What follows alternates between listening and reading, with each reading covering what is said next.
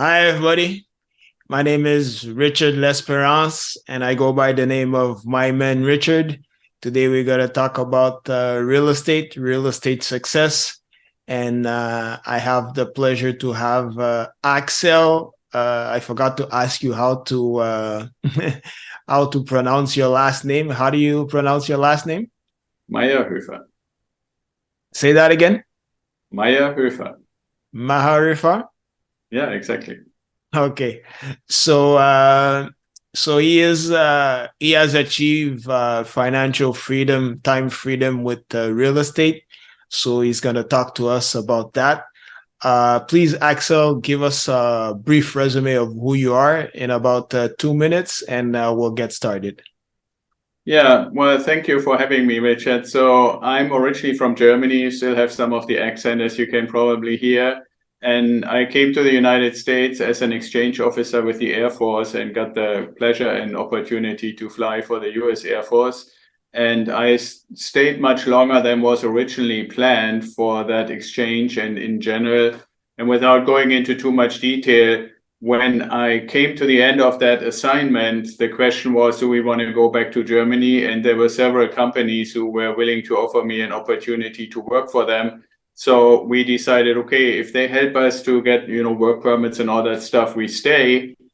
Moved to the California, Santa Barbara area and worked for a software company for 4 years. And then there were some incidents, if you want, or we can go into them, but not that relevant to the real estate stuff. But when that didn't work out as well as I had hoped, I decided, okay, I start my own business. And with that decision came the question, okay, if I don't want to work forever, what can I do to develop something that will ultimately pay some sort of passive income or retirement pay or whatever kind of term you want to use? And I looked around, and I have to say, to put this in a time frame, that was early 2000s about. And that was just when the dot-com bubble burst and stocks had fallen really into like a black hole. So I looked for alternatives and looked what people that were successful and made a lot of money, what did they do with it? And I found real estate. And so I started initially investing purely for myself and our family.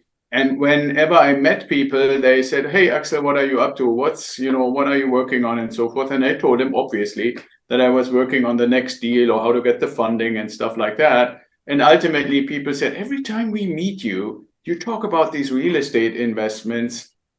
How are they actually working out? And when I started telling people that I'm actually getting passive income every month out of it, they said, well, you should share this with other people. And that's how IdealWealthGrower was born, basically. And now we have a mentoring program where all the different relationships that I've built basically in the last 17 years since my company exists, all those relationships are basically offered to the clients, plus my mentoring, basically sharing my experience so they don't have to make the mistakes I had.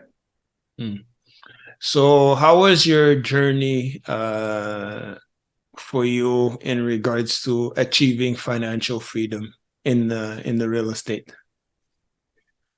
Well, one of the big lessons I would say that I had to learn and I'm still learning is that when you set yourself a certain goal where you say, okay, what is that number? We call that actually at IWG, we call that the time freedom number, where you say, okay, if I had X amount of money coming in every month, I could pay all my expenses and I could still do a vacation and have a car every so many years and stuff like that. What is that number? And initially, it always feels like that number is way far in the distance, and it is a ways away. But the important thing that I had to learn was you want to really identify that number, make it really something tangible. And that's the real trick, and that's still the trick that I'm discussing constantly with our clients is how do you keep the patience while you're working yourself towards it? And so for me, it was initially, the first investment that made very little money because I thought you make money by buying and selling a house. Then I realized, no, you want to buy something, keep it and let the tenants pay more than your cost and you keep the difference forever, basically. And that's what we did. And then start adding and adding. And now we have 10 properties. And that has ultimately led to the point that we have enough money, a little more actually than that time freedom number that we had originally said. And, but it's too much fun and too important, I believe, to continue helping other people, instead of just saying, well, now I reached my number. Now I don't want to work anymore. And for me, it's really not work. It's more like a passion, helping people to do the same thing. What are the challenges, some of the challenges you faced in your journey, and how did you overcome them? Well, one of the challenges initially for me personally, and this I find with several of our clients every so often, is that there is, or at least a lot of the media makes it sound like there is a truth or a myth out there that only rich people can afford to invest in real estate. And that is, not really true. And obviously, there's always a component. There's in every deal, in every purchase, there's a down payment, basically the part of our own money that we invest. And then there is the amount of money that comes from the bank or from the lender. And together, that is what we purchase the property for. And what people oftentimes don't realize until they start working with me is, even if right now you don't have enough down payment for your first investment property, if you have any multiple of $50 a month that you can invest in real estate, I can start helping you so that that amount of money accumulates for your first investment. And the first one, I think that's an important lesson for your audience, Richard, is the first one is typically the hardest because you have no other sources that can help you other than your work, basically exchanging time for money. When you have done that, if you just think for that first property, you bought it, and let's just say you get $300 a month in positive cash flow. After everything is paid, your mortgage, insurance, property, everything is paid, and you have $300 left over.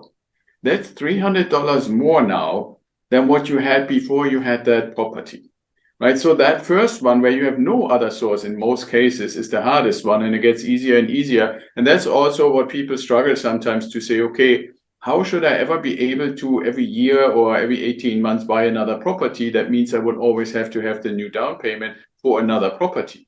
True, but don't forget that you're also getting income from the property that you bought, plus any other things that you can use, whether you get a gig or you actually be a little more frugal, or what I always propagate is pay yourself first. For every penny that comes in, take the first 10% and put it into your investment fund, or we call it the accumulation fund. So then all these things together lead to much more regularly being able to make an investment. The more you make, the more comes in passively. And what we need to keep in mind, that time freedom number is really for a point in time, let's say 6, 8, 10 years in the future. Right now, that first $300, the second $300, we don't really typically need it because we are covering our expenses from our job, right? So you can straight 100% of that extra passive income you can use to reinvest. And that's why it accelerates the process over time. And anybody, in my view, if you are not already in your 60s, then you have probably at least 6, 8, 10 years time to get to your time freedom point. The trick is to have the patience, right? Because people nowadays look for instant gratification, right? They want to buy a stock and have it quadruple in 6 months and then sell it and then, yay, I'm rich, So speaking of financing, how do you finance your deals? Well, there's a whole bunch of different options. And we have, like I said, when you said, do your 2-minute bio, one thing that has happened over all these years that I've been doing it first for myself and now for our community is that I built a lot of relationships. So we have the traditional thing, just using banks. And a lot of times when somebody comes to me, we first look at what's your relationship to your bank, right? And would that be an opportunity to finance? The next thing that I introduce people to is lenders. And lenders are organizations that basically offer mortgages out of big, big pools of money. They're not necessarily banks. These mortgages are completed as part of the purchase and then typically sold to like Chase or Wells Fargo or stuff like that. But for us, it means, okay, we get 80% of the money we need for, let's say we want to buy a $150,000 house. Like I have one right now that our tribe is looking at, or anybody listening can contact me. That is for sale. So let's say $150,000, we only really have to come up with $30,000. The rest comes from the bank or the lender. The third option is we now have somebody who is working with us as a lender who is actually coming from the credit unions, which I only learned last year that the credit unions also finance real estate investment deals. Then we have hard money, obviously, meaning like somebody who's just too much money and wants to get some interest on it. They can borrow, they can give it to you. And those are the main sources, I would say, that we are using. Now, the last one that might be interesting, that is not that often talked about, is what's called a home equity line of credit.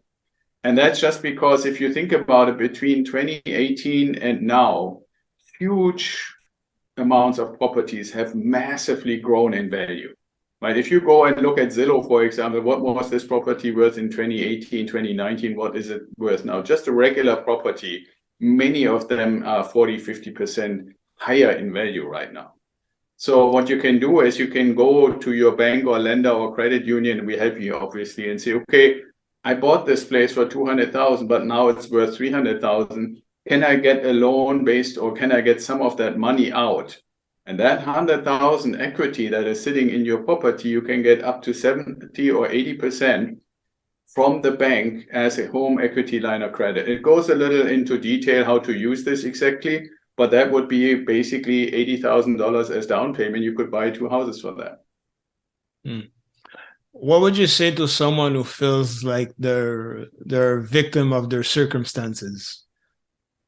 Well, the first thing I would say is it's probably more a mindset issue than a circumstance issue. Because for yourself, if you say I'm a victim of the circumstances, then you're only shining the light of what is the status quo. We actually offer for free, if anybody wants to get it, you're free to download it. You just go to IdealWealthGrower.com/free, and you get what I wrote is called a mindset manual. And what that does is basically to say, let's identify the status quo that leads you potentially to say, I feel like I'm a victim of my circumstances. And what can you do to first change your mindset to I am the creator of my own future? Regardless where I am right now, I want to create my own future in a certain way. And when you change your mindset, then the next step obviously is, okay, what are those steps that I need to take to successfully change the path in my future? And like I said, if you are in a position to consider investing, that typically means you either have a business or you have a job. And if that business or job gives you $50, $100, $150, $200 a month left over, because otherwise it would make no sense to try to invest, then you can start investing in real estate and we would help you. So what would you say to someone who wants to reach financial freedom in real estate?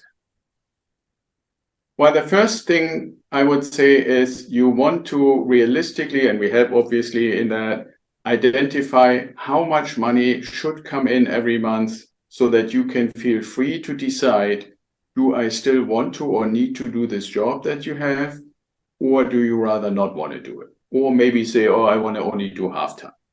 Because what I find when you mentioned victim, right, oftentimes part of this whole victimhood situation is that people are either feeling or literally are in a situation where they feel I got into this situation, but it wasn't my own choice, right? And so we call it deliberately the time freedom point, because that passive income that accumulates over time, when you reach that number, really gives the opportunity to say, I have the freedom to decide what I want to do with my time. And if you love your job, you could just keep going. If you say, I have suppressed a certain passion that I always had, maybe because it doesn't pay well, but I love to do it. Well, then when you have your passive income, your time freedom number you reached, then you can do this. So that's actually the freedom. But the point back to your question is, when you have identified that number, you need, I believe very strongly, you need somebody that mentors you and helps you and takes you by the hand to stay on course. Because the biggest issue that I find is that we are all inundated constantly with information overflow. And what that leads to is that we're constantly questioning ourselves if we are doing the right decisions, if we are on the right path, or if we should maybe shift direction, right? And so I see it as part of my role to say, if you really want to reach this goal, this passive income number using real estate, then allow me to be your guide that takes you by the hand and keeps you on that track, even with all the distractions and all that other stuff that constantly inundates us on social media and TV and all over the place.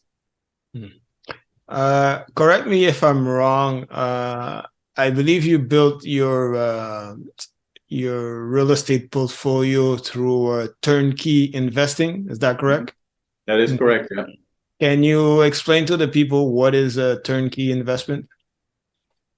Yeah, in the most literal sense is basically to say, okay, what do we all want? We want a property that is completely ready so that our property manager, as soon as we say, okay, Richard, Frank, Joe, whoever the name of the property manager is, here's my property, here's the key, get me a tenant. Nothing else needs to be done rather than just putting the tenant in. So why does that make a turnkey? Because you basically can turn the key, the tenant can move in, and everything is ready. Now, what turnkey investing allows and how we do it in a little bit more specificity is we find oftentimes that people that have good paying jobs, in Montreal or in Toronto or in Vancouver or somewhere along the coast of the United States, when they look at investing in real estate, they find, wow, real estate is way too expensive, $500,000, $600,000, $700,000, $800,000 per property. So just the down payment alone would kill you typically, right? So what we found is, okay, if we want to invest in areas where it's more affordable, where, like I said, we can get a single family home for $150,000 or a duplex for $180,000, like literally that's what we have right now for our community to invest in. Those are not typically in the big cities or in the more expensive areas. Now then the question becomes, okay, if I can't be there in person, what would help me to still do the investment? And so I basically define turnkey in a very specific way, and there are plenty of other people who have other definitions. But for me and for our community, turnkey means an organization who finds what I call the ugly duckling in a nice neighborhood, like a house that has just not been cared for, that they can buy relatively cheap. Now, that means also that nice neighborhood needs to be in an area that is not Montreal or Vancouver or stuff like that, but maybe Columbus, Ohio, or Cincinnati, Ohio, or Memphis, Tennessee, or places like that. And they find this, they buy it, then they have their own crew that goes in and renovates the whole thing. New electric, new plumbing, get everything fixed up, new kitchen, new bathroom, new appliances, everything.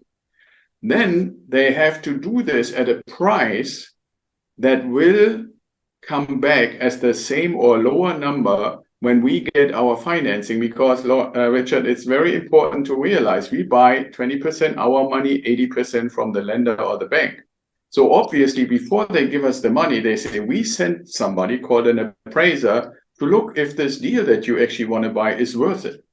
So if the appraiser comes in for this $150,000 house and said that thing is only worth 120, the bank is not going to give us more than between our 30,000 and the 120. So the turnkey provider needs to know this is the value that we can maximum expect to get if an appraiser comes in. Some turnkey providers say we ask the price that we feel we need to get, not market rate that the appraiser would be willing to give us. So that's the second thing. They find it, they renovate it, they price it properly, then we get the funding.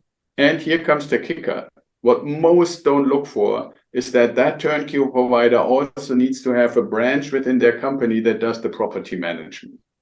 And the reason why that's so important is, number one, we are not going to be there anywhere close. But the other thing is, if you had that turnkey company and you had the crew that goes out and renovates that property, and then one of your directors has the crew that manages that property, you would go nuts if the renovation was shitty, so your property managers constantly have to fix stuff that broke because it wasn't renovated properly.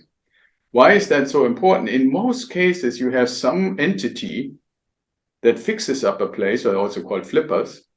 Then they have wholesalers or real estate agents or stuff who sell the place to you or me. And then there's a third company that is doing the property management. And whenever something breaks, Nobody wants to have the responsibility. So I'm saying we need to find, and we only work with turnkey providers who do all three things: fix it up under their roof, sell it under their roof, and manage it under their roof. And when you have that in a good price, well-performing area, then it's not that much. You have a call with them once a month, and we typically recommend to have 3, 4, 5 properties with each. So you build your portfolio, but you don't have every property in a different location. You do build little clusters. What are the mistakes you made in your journey in the process? Well, the very first mistake was I had a house that my wife and I bought before we actually came over into the United States, and we were very proud of it, and we had recently renovated it, so we didn't want to sell it, we wanted to rent it. But we didn't look for that turnkey provider that I just described.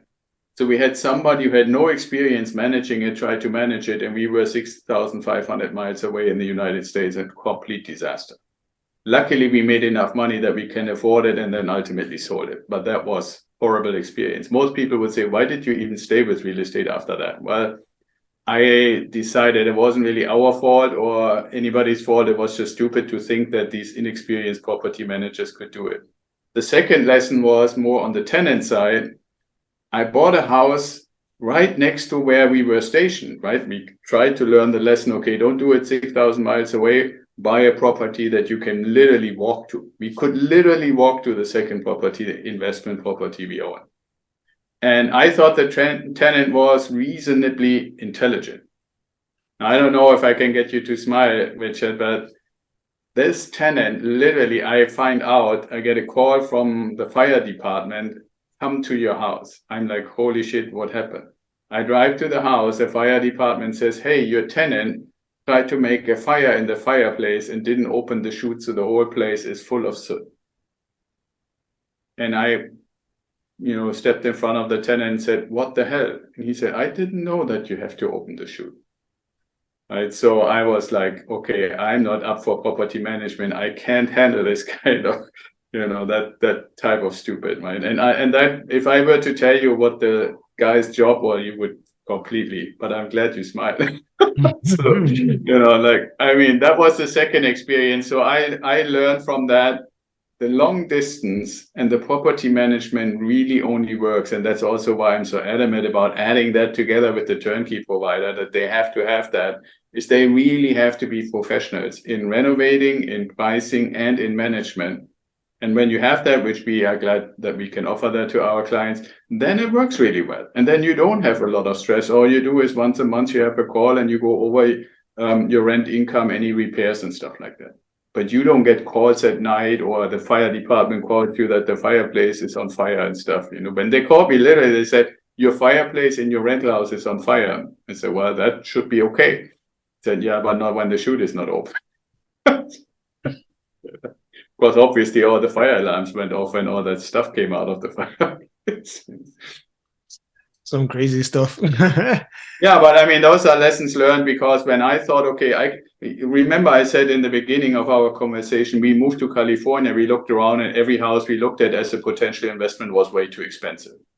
So there is a component of trust. And what I always say is not really, you can't really put that easily in numbers or in money, is when somebody works with us. It's not just that I try to teach them and help them and educate them in how to do it the same way that I did it. But they obviously have the benefit of all these existing relationships. But yeah, sure, anybody. And we never force somebody to go with whoever we recommend. But it's obviously easier to say, okay, here's a property, $150,000 in Cincinnati, Ohio. And here is the report that we generated. And I would recommend to work with these people because we have vetted them for all of this stuff.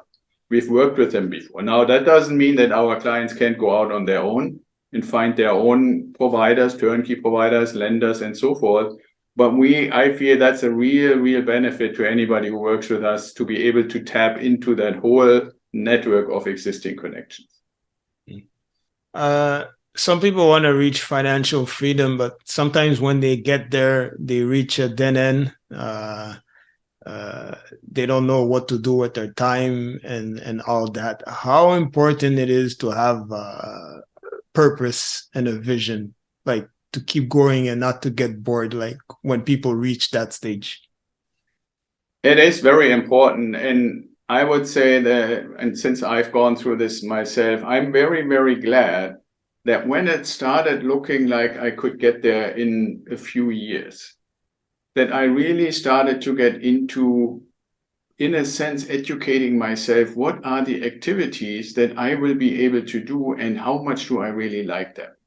And it's not just for people that are successful investors and reach the time freedom point. You hear that exact same story or statement many, many times for people who go into retirement, right? They have called it the golden years and they've worked, a very structured, very kind of habitual daily life rhythm. And then the day comes and they have that celebration at their company. And then comes the day, okay, so now I don't have to go to work anymore. And that's maybe fun and feels like vacation for a month or two, or maybe even 3, but then you start missing stuff. And what I always say is, as the day of time freedom comes closer, you want to start exploring. Is it really, if you say, I always wanted to do photography, but it doesn't pay well, so I do it when I have the opportunity. Well, you don't have to wait until that day comes. You can start, do a little bit of photography, maybe, just go out into the nature and do that. Or, if you say you want to do painting or you want to learn an instrument and stuff like that, don't wait to that date when you can say, okay, at the end of this month and from then on in the future, I will have reached my time freedom number and I will always have that passive income. And then I start doing it. You want to kind of grow into it. I like to use the analogy of like an apprenticeship. You have to kind of give yourself like an apprenticeship in the things you like to do if you wouldn't have to exchange time for money anymore. And then you find out, if you give yourself that opportunity, what you really like. It might sound like cool to do photography or painting or learning an instrument or learning a language or traveling around, but you don't have to do all or nothing. You can try a few things and see what really inspires you the most.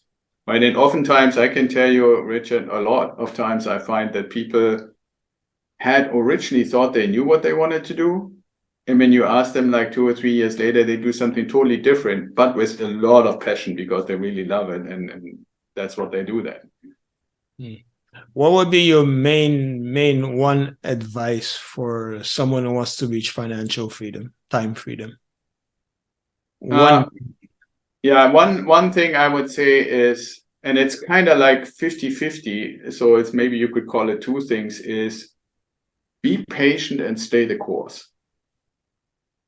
Right? Because we are being conditioned from the outside, like you said, from externalities, to be impatient and to constantly jump around and change our direction. So my advice is do exactly the opposite. There was actually, and I know it's for stock investing, but a famous German investment advisor by the name of André Costolani, who said, okay, invest in something, take a sleeping pill, wake up 10 years later and enjoy. If we can do that to some analogy, right? You do your investments because you want to reach the time freedom point, in this case, investments in real estate, and just stay the course and be patient. And depending on how high your number is, it's in 6, 8, or 10 years, you're there. And for your audience, I want to say, just if you're listening to us, and let's say you're 35 or you're 42, and I'm telling you, your time freedom point is at 45 or 52. That's way, way earlier than any of the stuff that you hear in the media when people are supposed to retire. So keep that in mind. If you just say in 10 years, I can do whatever I want to for the rest of my life and for my children's life and their children's life, because your income will only grow even beyond that time freedom point, right? Because you pay down the mortgages and your rent keeps increasing. So the number just keeps increasing too. Where can people find you on social media or the internet? Yeah, anywhere you go, if you put Axel Meierhoefer in or IdealWealthGrower, so my name is pretty far out there because I've written and preached and been on podcasts for many, many years. So Axel Meierhoefer works, or if you put in IdealWealthGrower, we have like Twitter and YouTube and website and so forth. And as soon as you go, at least with IdealWealthGrower, for our website, for example, IdealWealthGrower.com, 30 seconds in, something pops up and said, do you want the newsletter? Do you want to have a strategy call and all those good things? I believe you have a podcast too, right? Yeah, we have the Ideal Investor Show. You should actually come on our show and be a guest. We'll talk about that. No problem. We'll talk about that after the show. Yeah, Uh, sure, absolutely. I love to talk to people who want to help other people. And I believe everybody who hosts a podcast probably at some point, to some extent, wants to help other people learn something or get exposed to something. So I just make the assumption that you are one of the good guys, Richard, who wants to help other people. uh, so thanks a lot, Axel, for being here. It was nice meeting you and talking to you. So I kind of knew it was going to be a good conversation. So I'm pretty happy with everything. I hope everybody found some value and learned a lot and got inspired by his story of success. I'll have the information of Axel in the show notes for people if they want more information. Thank you, everybody, for listening to this podcast. Welcome to A Better Lifestyle.